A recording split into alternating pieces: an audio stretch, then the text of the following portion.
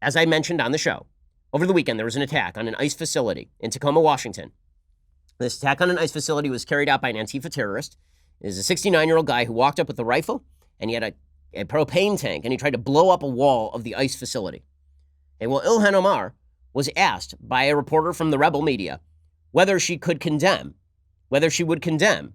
this attempted terror attack on an ICE facility, and here's how it went. Will you condemn the Antifa attack in Washington over the weekend? It's easy to condemn terrorism. Will you condemn it? Is it clear? Antifa firebombed a facility in Tacoma over the weekend. It's an ICE facility. Will you condemn them for that? I mean, firebombing a concentration camp is kind of a laudable thing. If it actually is a concentration camp, you must be happy that they did it, no? Are you pleased? Should more people do it? It's easy to say no. Here, I think this is it.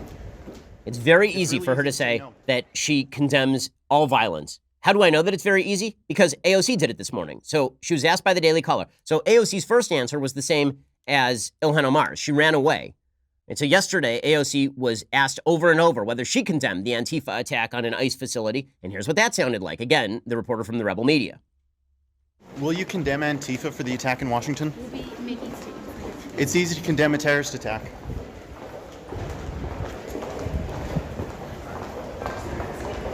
Excuse us. Will you be condemning Antifa? We'll be making statements. They firebombed an American facility. Will you condemn them? Okay, and total silence from AOC, right? It took her a full 24 hours to come up with, yes, it turns out a terrorist attack is bad. And then the same question was asked to Ayanna Pressley, and the exact same result. So here is Ayanna Pressley asked to condemn the Antifa terrorists, again by the rebel media, no answer. Really simple question. Will you condemn Antifa for attacking an ICE facility? It's very simple. Will you tell Americans not to attack violently ICE facilities? He's standing right next to her. I mean, it's not like she can't hear the question. It would be a very simple thing to say, and she just keeps walking. It would go a long way to tell Americans that you're not sympathetic to Antifa. Okay, and nothing. No answer. None. And then Trump says these people don't like America? Okay, so what do you expect the American people to take away from that? These are very easy answers. If the squad wants to take the lead in this fight, this is an easy fight to make if you are willing to say easy things.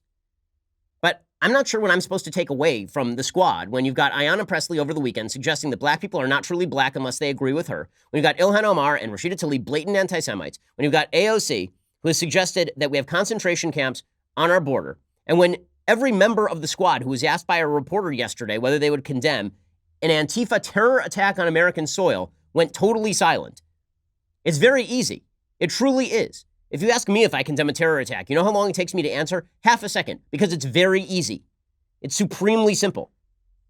This is what Trump wants out of this, and they're giving it directly to him. It's unbelievable. If 2020 turns into a fight between Trump and the squad, if it's just Trump versus the squad, that is the fight that Trump wants, and that's the fight they're giving him. Why? Because they didn't have anything like the political acumen to simply take a backseat and let Nancy Pelosi handle it. They could have just let Nancy Pelosi go out front and say, how dare you attack my members this way? These are duly elected members of Congress who are loyal to the United States. It's nasty to question the loyalty of people who serve in Congress.